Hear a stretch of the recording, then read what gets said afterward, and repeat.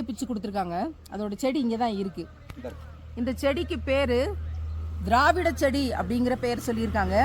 இதை நல்லா இப்படி மடித்து பிச்சு கசக்கி இப்படி கையில் தேய்ச்சோம் அப்படின்னா தெரியுதா, அந்த இலையோட சாறு எந்த இடத்துல நம்ம தேய்க்கிறோம் அப்படின்னா அந்த இடத்துல வந்து ரத்தம் வந்துக்கிட்டு இருந்தால் இம்மீடியட்டாக ரத்தத்தை நிறுத்தக்கூடிய this leaves can stop the bleeding அப்படின்னு சொல்லக்கூடிய அருமையான மருத்துவ விஷயத்தை கொண்டிருக்குது. இது திராவிட செடி அப்படின்னு சொல்கிறாங்க. இலையிடங்களுக்கு போகும்போது அட்டை கடிச்சிச்சு, எவ்வளவோ கஷ்டப்பட்டு அட்டையை வந்து பிச்சு எடுத்தோம், அந்த ரத்தம் நிற்கவே இல்லை, ஆஃப் டே அந்த ரத்தம் வந்துட்டே தான் இருந்துச்சு. ஆனால் இந்த இலையின் மூலமாக அந்த அட்டை பூச்சியிலிருந்து அது கடிச்சிச்சுன்னா வெளிவரக்கூடிய ரத்தத்தை கூட நிறுத்துவாங்க அப்படிங்கிற செய்தி சொல்லியிருக்காங்க. இறைவன் எதை ஒன்றையுமே வீணாக படைக்கவில்லை.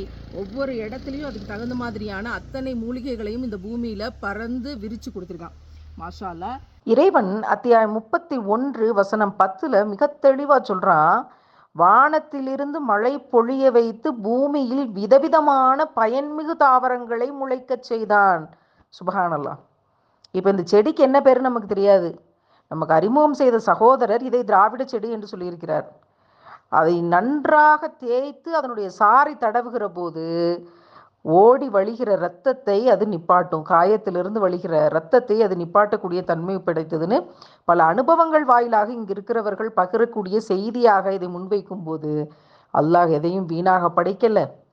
எங்கெங்கே எந்தெந்த பகுதியில் எது எது தேவையோ அதை படைத்திருக்கிறான் என்பதற்கும் விதவிதமான பயன்மிகு தாவரங்கள், இந்த தாவரம் பயன் மிகுந்த தாவரம், அப்படியான வார்த்தைக்கு இந்த திராவிட செடி ஒரு அத்தாட்சி. சுபஹானல்லாஹ்.